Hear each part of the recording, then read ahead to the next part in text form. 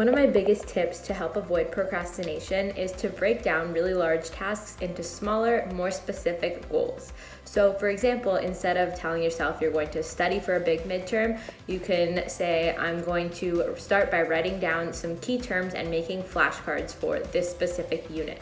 Or instead of saying, I'm going to write this big assignment, you can say, I'm going to start by exploring some topics and narrowing down my final research question. This way, the tasks are more manageable and you can check them off your list. You got this.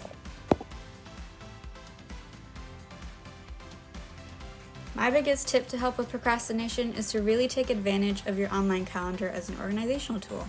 For me, I like to input a baseline schedule of everything that I know will repeat on a weekly basis.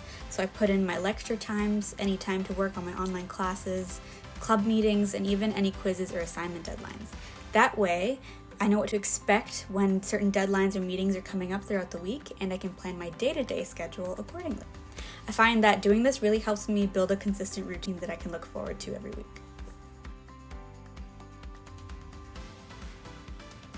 When I'm procrastinating and just don't know where to start, my first step is usually to make a to-do list.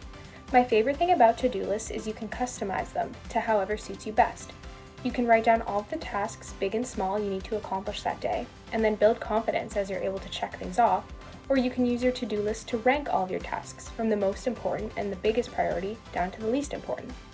A to-do list combined with a daily routine helps to hold you accountable for the things you need to accomplish and sets you up best to succeed. The study strategy that I'm presenting today is studying in shorter time blocks followed by a short break in between. Instead of studying for countless hours on end, try setting aside a short study block time of 30 minutes, then reward yourself with a 10-minute break afterwards. This keeps you more focused, more motivated, keeps you more engaged, and makes the studying process overall more enjoyable. When studying is more enjoyable, you're less likely to procrastinate. The best tip for improving motivation: find the good in the bad. For example, I really hate shoveling snow, but I really like living in Canada. I remember that it makes it a little bit easier to deal with this. So whether it's a 3-hour-long physics lecture or a Canadian winter, try and find the usefulness in those boring but important day-to-day tasks. Maybe think about how they'll help you achieve your long-term goals. And when you find the good in the bad, it'll make the bad that much easier to deal with. One thing I like to do to avoid procrastinating is I start my day with the hardest tasks I have to do.